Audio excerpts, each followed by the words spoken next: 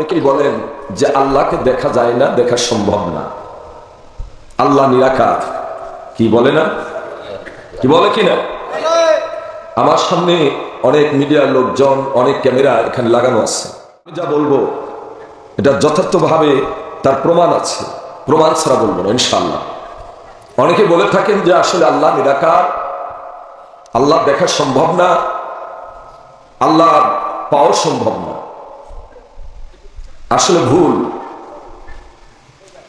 আল্লাহ পাক কোরআনের মধ্যে কোথাও বলে নাই যে আমি আল্লাহ পাক নিরাকার। এই যে আমার হাতে কোরআন আছে, পৃথিবীর কোন মুফাসসির, কোন কোরআন গবেষক কেউ যদি দেখাই দিতে পারেন যে একটা আয়াতের মধ্যে আসছে যে আমি আল্লাহ নিরাকার, তাহলে আর জিন্দেগিতে কখনো আমি ওয়াজ করব না যে আল্লাহ নিরাকার। আল্লাহ কথা বলছেন না, আল্লাহ কথা বলতে পারেন না, আল্লাহ কথা বলছেন কিনা? এই যে কোরআনটাই আল্লাহর কথা, তাহলে আল্লাহ কি আছে? আল্লাহর জবান আছে, জোর বলেন না সুবহানাল্লাহ।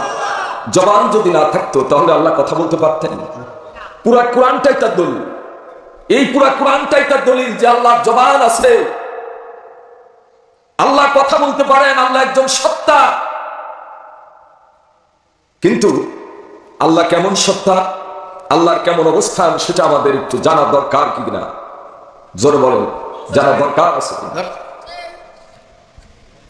আমার ভাই, আমার বন্ধুরা, এটা একটু করে দিতে বলেন তো, বন্ধ করে দেয়। আমার বন্ধুরা একবার বন্ধ করে দেয়, হ্যাঁ ওদিকে দিয়ে দেন। সেই আল্লাহ কেমন সত্তা, এটা একটু আমাদের জানা দরকার। অনেকেই বলে কি জানেন যে কোরআনের মধ্যে কোথাও কোনো অলি আল্লাহর কথা কোরআনের মধ্যে আসে নাই, আসলে ওরা মিথ্যাবাদী। ওরা কি মিথ্যাবাদী? জোরে বলেন, ওরা কি মিথ্যাবাদী? ওরা মিথ্যাবাদী। এই কোরআনের মধ্যে একটা সূরা আছে, সূরার নামটা হচ্ছে সূরাতুল লুকমান। সূরার নাম কি? সূরাতুল লুকমান। লুকমান হচ্ছে একজনের নাম, হযরত লুকমান আলাইহিস সালাম। ওনার নাম আরেকটা নাম ছিল, কেউ বলছেন ওনার আরেকটা নাম হচ্ছে আব্দুল্লাহ, কেউ বলছেন ওনার নাম ছিল বিলিয়া, এরকম কয়েকটি নাম আছে। কিন্তু ওনার প্রসিদ্ধ নাম হচ্ছে হযরত লুকমান আলাইহিস সালাম। এটা আল্লাহর দেওয়া নাম, যেটা কোরআনের মধ্যে, এটাই প্রসিদ্ধ। আর ঐতিহাসিকরা বা যে যাই কথা বলুক, সেটার দিকে আমাদের মনোযোগ দেওয়ার প্রয়োজন নেই। হযরত লুকমান আলাইহিস সালাম, কোরআনের মধ্যে যার কথা বলা হয়েছে সূরাতুল লুকমান, লুকমান আলাইহিস সালামের জন্য আল্লাহ পাক এই সূরাটা নাজিল করলেন এবং গোটা দুনিয়ার মুসলমানদেরকে আল্লাহ পাক জানাই দিলেন যে আমার এমন একজন প্রিয় বান্দা ছিলেন যে আমার ইবাদত করতে করতে, বন্দেগী করতে করতে আমার প্রিয় বান্দা হয়ে গেছেন। জোরে বলেন না সুবহানাল্লাহ। তাহলে কোরআনের মধ্যে সূরা লুকমান, একজন ওলির কথা পাওয়া গেল কি গেল না? জোরে বলেন, গেল কি না? তাহলে যারা বলে যে ওলি আল্লাহর কথা নাই, তারা মিথ্যা কথা বলে। কি ঘটনাটা পরে বলবো যে লুকমান আলাইহিস সালাম কি করে এত মশহুর আল্লাহ পাকের একজন ওলি হয়ে গেলেন। তারপরে আল্লাহকে দেখা যাবে কিনা সে ব্যাপারও বলতেছি। অনেকেই বলেন যে না, আল্লাহকে দেখা যায় না, আল্লাহ নিরাকার। এটা সম্পূর্ণ ভুল কথা, ভুল তথ্য। এ বন্ধুগণ, একটা মশার পাখি হাতির মতো? একটা মশার যে সুর আছে সেটা কি হাতির মতো? অবশ্যই না। যে যেমন তার অবস্থান কি সেরকম। আমার মহান আল্লাহ পাক এত বড় মহান আল্লাহ, আমার আল্লাহ পাক এত বড় মহান রব, তাকে যদি কেউ পাইতে চায়, তার দিদার যদি কেউ লাভ করতে চায়, তাহলে তাকে সেইভাবে ইবাদত বন্দেগী করতে হবে। জোরে জোরে বলি না সুবহানাল্লাহ। কি বাবা, করতে হবে না?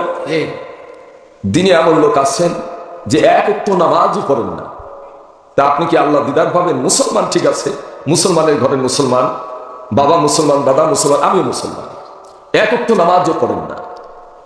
আবার কেউ আছেন দুই এক ওয়াক্ত পড়েন সারা সপ্তাহে, আবার কেউ শুধু জুমার নামাজটা পড়েন, আবার কেউ নামাজ পড়েন তো কিন্তু সেইভাবে নামাজ পড়েন না, লোক দেখানো নামাজ পড়েন। কি কথা বুঝে আসে? বন্ধুগণ, এই কোরআনের মধ্যে আর ওয়াজ অসংখ্য কুলি আল্লাহর কথা বলা হয়েছে।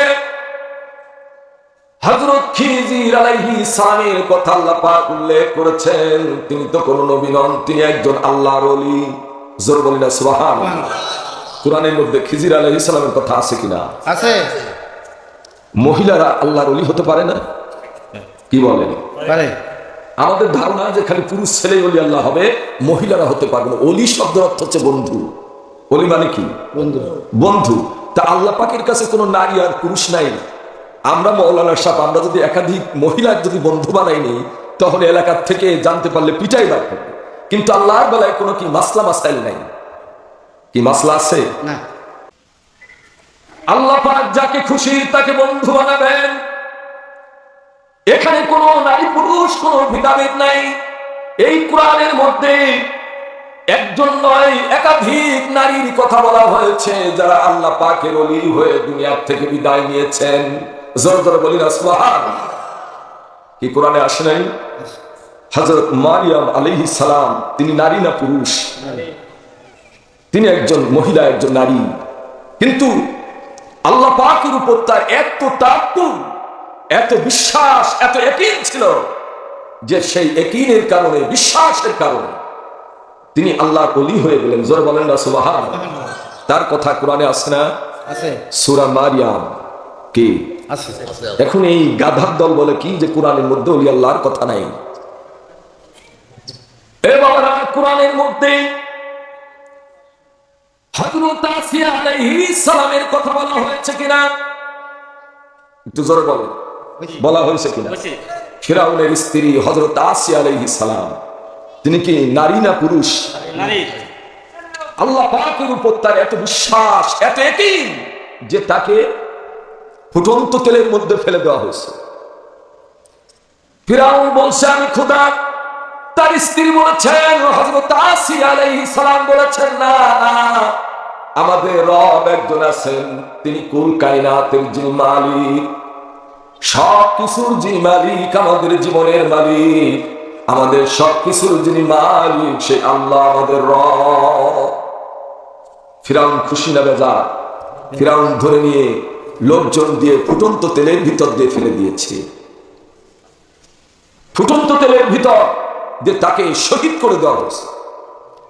তাই সেই হযরত আসিয়া আলাইহিস সালাম তিনি ওলি ছিলেন নাকি ছিলেন? আল্লাহর ওলি হয়ে গেছেন। জোরে বলেন না সুবহানাল্লাহ।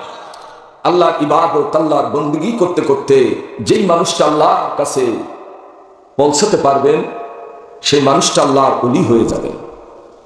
বাবা, আমরা তো আল্লাহর ইবাদত করি না, আল্লাহর বন্দেগী করি না। অসংখ্য ওলিদের কথা কোরআনের মধ্যে আল্লাহ পাক বর্ণনা করে দিয়েছেন। তারপরে আসহাবে কাহফের কথা কোরআনের মধ্যে আল্লাহ পাক উল্লেখ করেছেন। এ বন্ধুগণ, আসহাবে কাহফের যে কুকুর, কেতমি নামক কুকুর, আল্লাহ ওলিদের মহব্বত করার কারণে সেই কেতমি নামক কুকুরটাও জান্নাতি হয়ে গেছে। একটু বলতেছি আপনাদের যাতে আপনারা সহজভাবে বুঝতে পারেন। যারা বলে যে কোরআনের মধ্যে ওলি আল্লাহর কথা নাই, বুজুর্গানের দিনের কাছে আমরা যাব কেন, অলির কাছে যাব কেন, অলির কাছে বায়াত হব কেন? ও বাবা, আপনি যদি বায়াত না হন, মুরিদ না হন, কোন অলি আল্লাহর কাছে যদি না যান, তাহলে আপনি কখনো আল্লাহর প্রিয় বান্দা হতে পারবেন না। আপনি অহংকারী শয়তানের দলভুক্ত হবেন। শয়তান যেমন কারো কাছে আত্মসমর্পণ করে না। আপনি যদি প্রকৃত মানুষ হতে চান, কারো কাছে গিয়ে আপনার আত্মসমর্পণ করতে হবে। কারো কাছে গিয়ে আপনাকে সুখে দিতে হবে। কি আপনি একজন হাফেজ হবেন, আর একজন আলেম, হাফেজের আলেমের দ্বারস্থ হতে হবে। তা না হলে সে কখনো কি আলেম হতে। একজন যদি ইঞ্জিনিয়ার হতে চায়, তাহলে একজন ইঞ্জিনিয়ারের কাছে গিয়ে আত্মসমর্পণ করতে হবে, তার কাছে গিয়ে পায়রবি করতে হবে, তার খেদমত করতে হবে। তাহলে মানুষটা একদিন ইঞ্জিনিয়ার হতে পারবেন।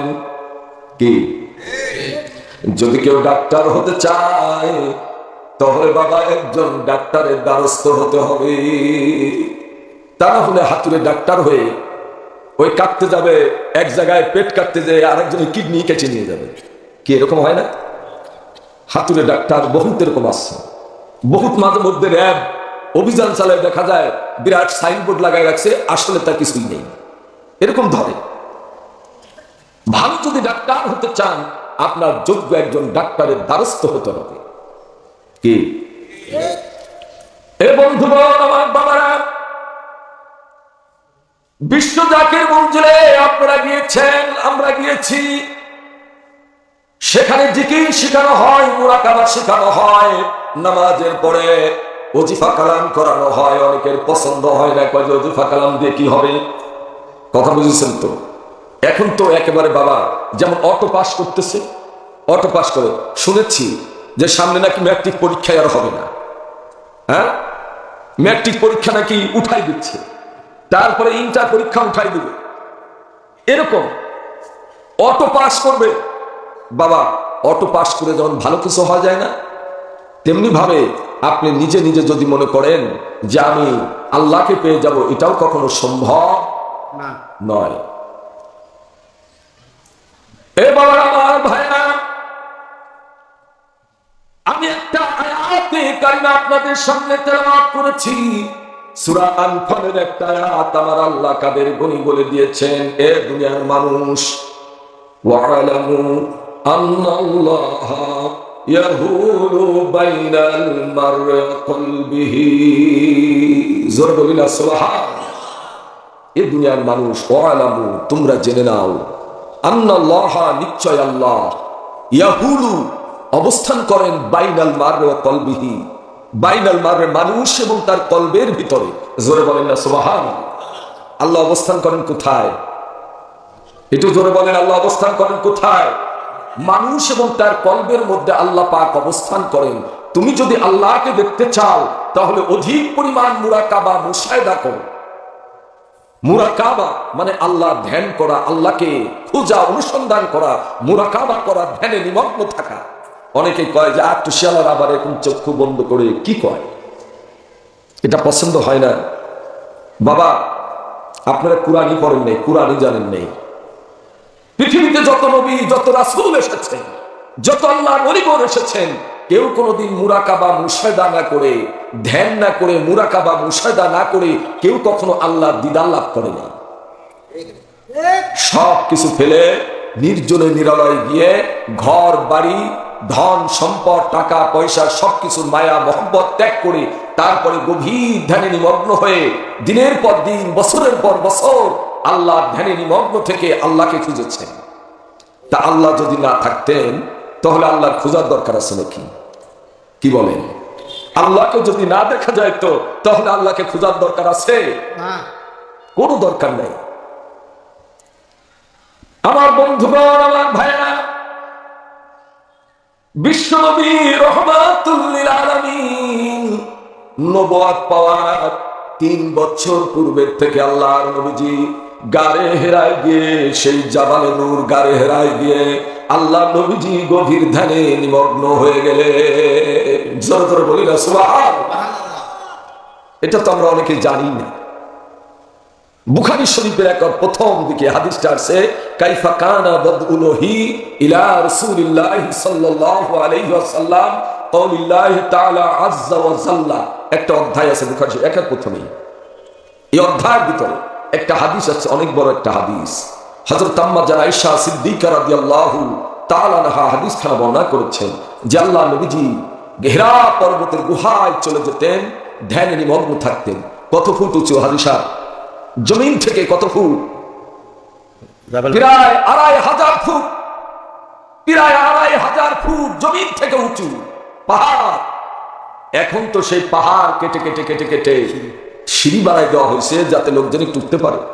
তাও হাজী সাহেবদের উঠতে যাইতে পা লেগে যায়, পানি পিপাসা লেগে যায়। আর আল্লাহর নবীজি সেই নির্জন জায়গায়, আল্লাহর নবীজি 10 দিন 15 দিনের খাদ্য নিয়ে আল্লাহর নবীজি হেরা পর্বতের সেই জাবালে নূরে গারে হেরায় আল্লাহ নবীজি চলে যেতেন, আল্লাহ ধ্যানে নিমগ্ন হয়ে যেতেন। জোরে বলি না সুবহানাল্লাহ। যেহেতু আপনার তরিকতপন্থী লোক, কিছু তরিকতের কথা বলতেছে, এই জন্য বাবা গতানুগতিক ওয়াজ তো শুনেন, একটু আনকমন কিছু কথা আপনাদের বলে যায়। বাবা গারে হেরায় চলে যেতেন আল্লাহ নবীজি, সেখানে গিয়ে গভীর ধ্যানে নিমগ্ন হয়ে যেতেন। হযরত খাদিজাতুল কুবরা রাদিয়াল্লাহু তাআলা আনহা তিনি বুঝতে পারতেন যে আমার নবীজি, আমার প্রিয় স্বামী 10 দিনের খাবার নিয়ে গেছে বা 5 দিনের খাবার নিয়ে গেছেন, পানি নিয়ে গেছেন, 5 দিন চলে যায়, আমার স্বামীর কাছে তো খাদ্য ফুরিয়ে গেছে। জোরে বলেন না সুবহানাল্লাহ। 5 দিন চলে যায় বা 10 দিন চলে যায়, খাবার ফুরিয়ে গেছে। আম্মা জান খাদিজাতুত তাহরা রাদিয়াল্লাহু তাআলা আনহা আবার তিনি কিছু খাদ্য কিছু পানি নিয়ে আল্লাহর নবীজির কাছে ওই পাহাড় বেয়ে বেয়ে আল্লাহর নবীজির কাছে সেই গারে হেরায় গিয়ে আল্লাহর নবীজির কাছে হাজির হয়ে যাইতে। জোরে বলি না সুবহানাল্লাহ, আর চিৎকার দিয়ে বলি না সুবহানাল্লাহ। বাবা, আপনি বা আমি যদি এরকম 2, 4, 5 দিন যে ধ্যানে নিমগ্ন হয়ে থাকি, বিবি আসে পিঠের উপরে লাঠি দিয়ে পিটাবে, কিরকম আছে না? কবে যে ভণ্ডামির জায়গা পাও না, বাড়িতে তেল নাই, লবণ নাই, বা তেল লবণ থাকলেও খাবার থাকলেও এমন এমন দাজ্জাল মহিলা আছে যে পিঠ পেঁচা পিঠায়, যা আমারে রেখে বাড়ি রেখে তুমি যে ধ্যানে পড়ে আসো না। ঘন ঘন মাহফিলে গেলেও অনেক বিবিরা আছে খুব রাগান্বিত হয়ে যায়, কি এরকম আছে না? আল্লাহ নবীজির কদম মুবারকে এই দীর্ঘ পাহাড়, উঁচু পাহাড়, সে কিভাবে উঠতো? আল্লাহর মহাকুদ্রত। বাবা, সেখানে উঠে আল্লাহ নবীজির কাছে দাঁড়িয়ে থাকতেন। আল্লাহ নবীজি ধ্যান ভেঙে চেয়ে দেখতেন যে খাদিজাতুত তাহরা রাদিয়াল্লাহু তাআলা আনহা আল্লাহ নবীজির কাছে দাঁড়ানো। আল্লাহ নবীজি বলতেন, হে আমার খাদিজা, তুমি কিভাবে এত উঁচু পাহাড় তুলবে, কিভাবে আমার কাছে এত বোঝা নিয়ে খাদ্য পানি নিয়ে আমার কাছে তুমি হাজির হয়ে গেলে? জোরে জোরে বলি না সুবহানাল্লাহ, আরো জোরে বলি না সুবহানাল্লাহ। এ বাবা সকল, মা সকল, গভীর মনোযোগ দেন। আম্মা জান খাদিজা এত কষ্ট করে নিয়ে যাইতেন পানি, খাদ্য, যে আমার স্বামী গভীর ধ্যানে নিমগ্ন আছেন। এইভাবে যেতে যেতে দীর্ঘদিন চলে গেল। আল্লাহর নবীজি রাত নাই দিন নাই, গভীর কালো অন্ধকার রাতেও আমার নবীজি রহমাতুল লিল আলামিন ধ্যানে নিমগ্ন থাকতেন। এইভাবে যেতে যেতে 40 বছর পূর্ণ হয়ে গেল। জোরে বলি না সুবহানাল্লাহ। 40 বছর পূর্ণ হয়ে গেল। 40 বছর পূর্ণ হওয়ার পরে হঠাৎ করে তিনি দেখতে পারলেন শূন্যে ঝুলন্ত একটা চেয়ার, শূন্যে ঝুলন্ত চেয়ার, একটা কুরসি, অপরূপ সুন্দর একটা কুরসি, সেখানে একজন মহাপুরুষ, অপূর্ব সুন্দর দীপ্তিময় একজন মহাপুরুষ সেখানে বসা। ডাক দিয়ে বলতেছি, আ মুহাম্মদ, হে মুহাম্মদ। আল্লাহ নবী তাকালেন, হঠাৎ করে তাকালেন, তাকিয়ে দেখলেন শূন্যে ঝুলন্ত একটা চেয়ার, কুরসির উপরে এক দীপ্তিময় চেহারা মুবারক এক মহাপুরুষ বসা। বলতেছেন, হে মুহাম্মদ, ভয় নেই, আমি আল্লাহর পক্ষ থেকে জিবরিল আমিন এসেছি। জোরে জোরে বলি না সুবহানাল্লাহ, আর চিৎকার দিয়ে বলি না সুবহানাল্লাহ। এটা কিন্তু বাবা তোমরা যারা লেখাপড়া করো, সূরা ফাতিহার শানে নুজুল, আবার সূরা আলাকেরও শানে নুজুল, একই শানে নুজুল। দীপ্তিময় মহাপুরুষ ঝুলন্ত চেয়ারে, শূন্য চেয়ারে তিনি কাছে আসলেন। কাছে এসে বলতেছেন, আপনি আল্লাহর প্রিয় হাবিব, প্রিয় নবী, আপনি শেষ নবী, আল্লাহ পাক আপনাকে নবুয়ত দান করেছেন। জোরে বলি না সুবহানাল্লাহ। বয়স কত? নবীজির বয়স কত? 40 বছর বয়স যখন পূর্ণ হলো, জিবরিল আমিন আসলেন, এসে বললেন, ইকরা, আপনি পড়ুন। আল্লাহ নবী বললেন, মা আনাবি করি, আমি পড়তে পারি না। মা আনাবি করি, আমি পড়তে পারি না। আবার বললেন, এবার আল্লাহ নবীজিকে জিবরিল আমিন বুকের মধ্যে চেপে ধরলেন। কি করলেন? একটু গভীর মনোযোগ, কথাগুলো বলতেছে, বিশ্লেষণ করব। আমার বন্ধুগণ, আমার বাবারা, আল্লাহ নবীজিকে জিবরিল আমিন বুকের মধ্যে চেপে ধরলেন। চেপে ধরে ছেড়ে দিয়ে বললেন, ইকরা, আপনি পড়ুন। আল্লাহ নবীজি আবার বললেন, মা আনা বিকরি, আমি পড়তে পারি না। এতটুকুন কথা পড়তে অসুবিধা আছে নাকি? এ তো দুনিয়ার যে লেখাপড়া কিচ্ছু জানে না, সেও তো পড়তে পারবে, তাই না? আমি বললাম, বাবা আপনি পড়ুন, ইকরা। যে কোনো লোকই বলতে পারবে, কিন্তু আল্লাহ নবীজি বলতেছেন, মা আনা বিকরি, আমি পড়তে পারি না। এর কারণটা কি? আসলে এটা হচ্ছে ওহী। এটা কি? ওহী, সেই ওহী কোরআন আকারে আমাদের কাছে কাগজে লেখা হয়েছে। কি লেখা হয়েছে? কাগজে লেখা হয়েছে। এইটার ভারত আমি কোরআন এখানে রেখে দিলাম, ধরেন কোরআনটা এর উপর রেখে দিলাম, কোন আওয়াজ হবে? শব্দ আছে? কিচ্ছু নেই। এটা লিখিত একটা কোরআন, কিন্তু আমি যে কথা বলতেছি এই কথার একটা পাওয়ার আছে কি নাই? জোরে বলেন, আছে কি নাই? কথার পাওয়ার আছে বিদায় মাইকে শব্দ হচ্ছে, আওয়াজ হচ্ছে। কিন্তু আল্লাহ নবীজির কাছে যখন বলা হলো ইকরা, আপনি পড়ুন, এই ওহীর ভারত এত ছিল যে আল্লাহ নবীজি সেটা ধারণ করতে পারছেন না, লোড দিতে পারতেছেন না। জোরে বলেন না সুবহানাল্লাহ। ধারণ করতে পারতেছে না, এটা তো ওহী। আল্লাহ নবীজি একবার সোয়ারির উপর বসে আছেন, উটের উপর। কিসের উপরে? উটের উপর আল্লাহ নবীজি বসা। এমন সময় ওহী নাযিল হচ্ছে, আল্লাহ নবীজির কাছে ওহী আসতেছে। আল্লাহ নবীজি উটের উপর বসে আছেন, উটের জিহ্বাটা বের হয়ে গেছে, উটে চিল্লাইতেছে, জিহ্বা বের হয়ে গেছে, উটের পা জমিনের মধ্যে বালুর ভিতর দেবে যাচ্ছে, নিচে দেবে যাচ্ছে। আল্লাহ নবীজি তাড়াতাড়ি সোয়ার উপর থেকে নামলেন, উটের উপর থেকে নামলেন, নেমে আল্লাহ নবীজি চাদরটা মুড়ি দিয়ে শীতের সময় আল্লাহ নবীজি বালুর ভিতরে বসে পড়লেন। বালুর ভিতরে বসার পরে বেশ কিছু সময় গেল, সারা শরীর আল্লাহ নবীজির ঘেমে সারা শরীর ঘর্মাক্ত হয়ে গেছে, ঘেমে ঝরঝর করে পানি পড়তেছে। সাহাবে কেরামগণ বললেন, ইয়া রাসূলুল্লাহ, আপনি তো ক্লান্ত হয়ে পড়ছেন, অস্থির হয়ে গেছেন। বলতে আমার উপরে ওহী নাজিল হলো। জোরে বলেন না সুবহানাল্লাহ। আল্লাহ নবীজি বললেন, আমি যদি উটের উপর যদি বসে থাকতাম, এই ওহীর ভারে উটটা জমিনের মধ্যে সম্পূর্ণ দেবে যেত। শুধু তাই না, উটটা মারা যেত। জোরে জোরে বলি না সুবহানাল্লাহ। তাহলে কত ওজন, ওহীর কত ভার! এই কোরআন 100 খান উটের উপর চড়াই দেন না। এই কোরআনে এক বস্তা উটের পিঠের উপরে দিয়ে দেন, উটের একটা পা দাববে না, উটের কিছু হবে না। বা যারা বুঝা টানতে পারে এরকম 50কে কোরআন যদি মাথায় দেই, টেনে নিতে পারবে না। তাহলে সেই ওহী আর এটা লিখিত ওহী, এর মধ্যে পার্থক্য আছে কি নাই? জোরে বলেন, আছে কি নাই? এটা বুঝতে হবে বাবা। এটা উপদেশমূলক আল্লাহ যা নাযিল করছে আল্লাহ নবীজির উপরে, সেটা আল্লাহ নবীজি লিখিত আকারে পর্যায়ক্রমে আমাদের কাছে আসছে যে আল্লাহ পাক এই বলছেন, এটা তোমাদের কাছে একটা সংবিধান থাকলো, তোমরা ঠিক এইভাবে জীবন যাপন করবে।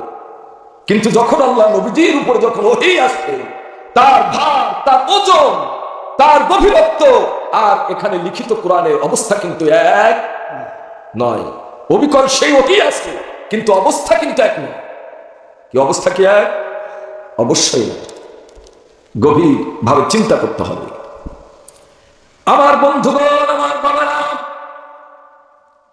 আল্লাহ নবীজি বললেন, মানাবি পড়ি, আমি পড়তে পারি না। জিবরিল আমিন দ্বিতীয়বার বুকের মধ্যে চেপে ধরে ছেড়ে দিলেন। তৃতীয়বার আবার যখন বললেন ইকরা, আপনি পড়ুন, এবার আল্লাহ নবী আবারও বললেন, মা আনা বিকরি, আমি পড়তে পারি না। তৃতীয়বার আবার বুকের মধ্যে চেপে ধরে ছেড়ে দেওয়ার পরে এইবার আল্লাহ নবীজি বলতেছেন যে আমার সিনার মধ্যে আল্লাহর পক্ষ থেকে ওহী ঢেলে দেওয়া হলো। কি করা হলো? জোরে বলেন না সুবহানাল্লাহ। কি করা হলো?